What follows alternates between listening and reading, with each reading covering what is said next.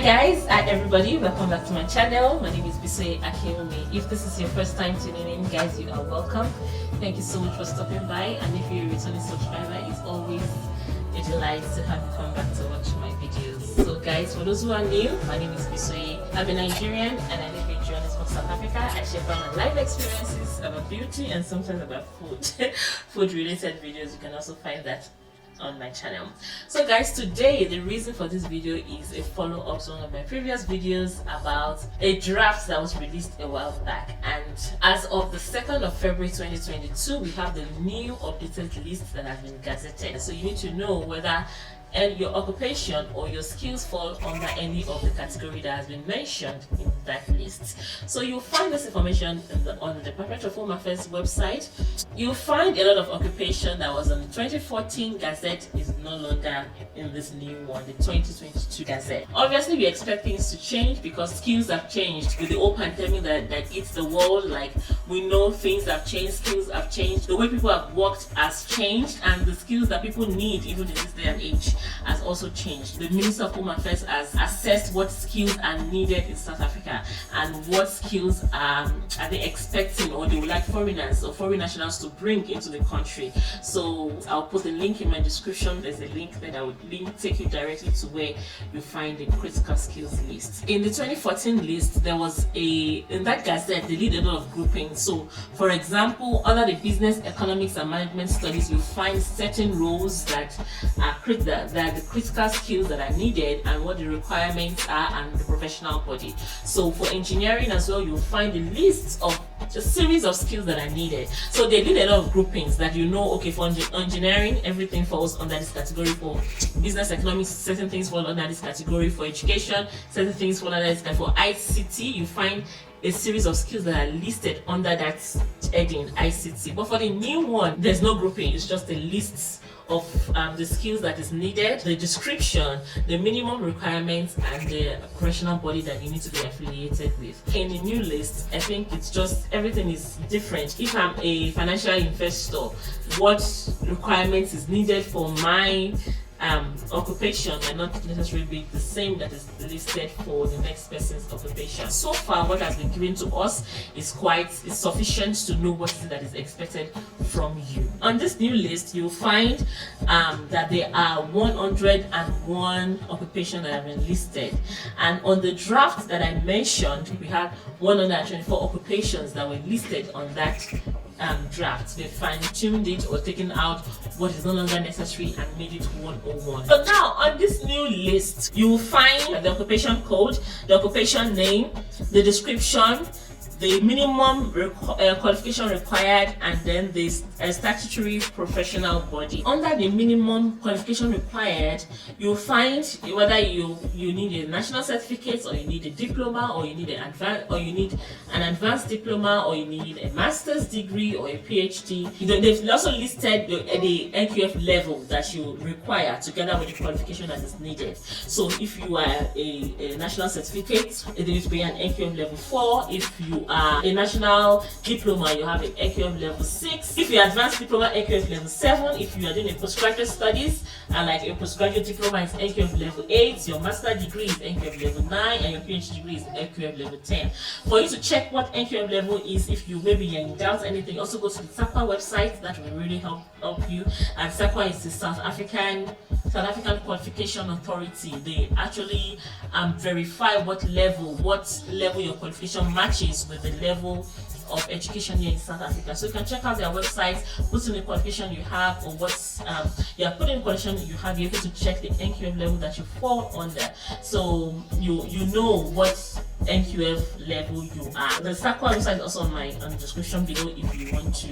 If you also want to use that link, you can just go there and check directly. In the previous list, you find the classification and education subject matter. I think that's the name of the group, like what your critical skills fall under, and you'll find the occupation itself, the critical skills you are applying for, and then you'll find the requirements. But on this new list, it is like I've mentioned, you find description, you find the minimum requirements, and you find the professional professional body that you need to be affiliated with. So things have changed, guys. On some occupations, the honors will be sufficient for you to apply for critical skills. Not in every case, but there are some occupations that you have your honors and then you can apply for critical skills or even apply for a PR directly because the occupation is already critical. From what I've seen so far, just looking through the list that we have, and the minimum requirements for you to apply for critical skills now, in some cases you need to have a doctorate, sometimes in other cases you need to have a master's degree, in some cases you need to have a honors degree,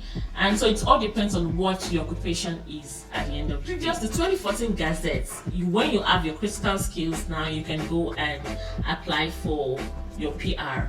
But now that we have a new list, if your skill is not in this new list and you have it in the previous list, you cannot apply for a permanent residence. Secondly, if you have applied for critical skills from the old Gazette prior to the 2nd of February 2022, you will still be considered, and providing that all your documents are complete, obviously you should get your critical skills. So anything going forward from the 2nd of February till when this list will be updated in the near future, you need to use this critical skills Gazette. It's on the Home Affairs website, and I think it's even under the immigration tab. If you go check your critical skills list, you also find this new Gazette critical skills as well. The Minister of Home Affairs also mentioned certain things with regards to the transition from the old Gazette to the new Gazette.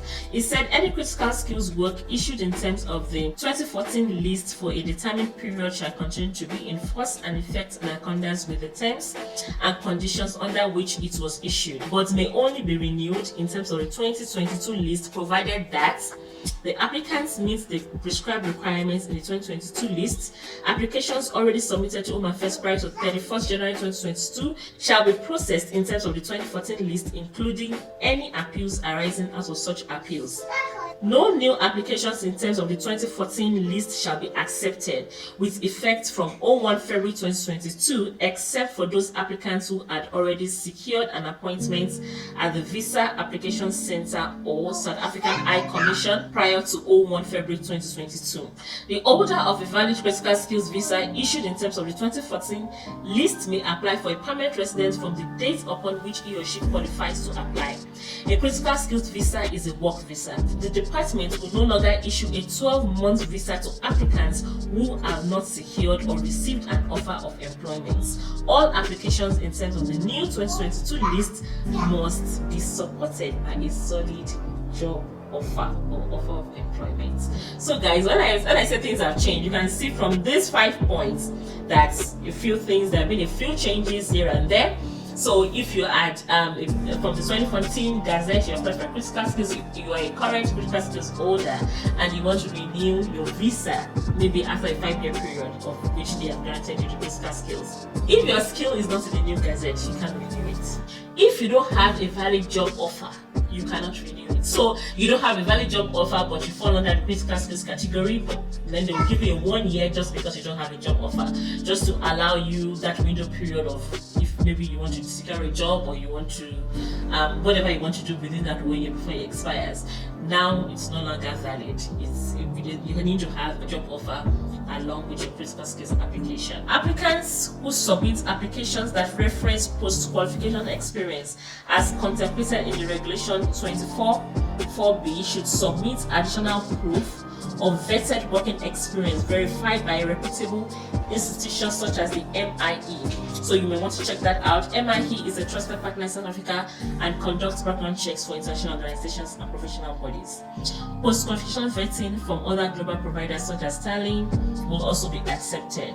So guys, you may want to check if your post-qualification experience qualifies you to apply for critical skills in South Africa. Share this video with people you know are currently critical skills holder and let them just verify that their skill that appeared in the 2014 Gazette also reflects in the 2022 Gazette. If not, what you need to start planning, what would be your renewal approach, and most especially if now your skill is not mentioned in the 2022 Gazette, you should look into it and try the best possible way to make sure that you comply with the requirements that are requested and apply for your critical skills visa here in South Africa. So guys, I've come to the end of this video. Please share this video if you found this information useful, and thank you all for working this journey with me. For all my subscribers, we've hit the 300 milestone. Thank you very much for everyone who has watched this video to the very end. I hope you found it useful. Like I've said, please share with people who we have a lot of people who are still using visas, most especially critical skills. So if you think this video will be beneficial to them, please share it with them, and let me know in the comment section what you think about the new list. If you've gone through it, somebody might read your comments and it may be helpful. So thank you all very much for watching to the very end. I will see you all in the next video. Cheers.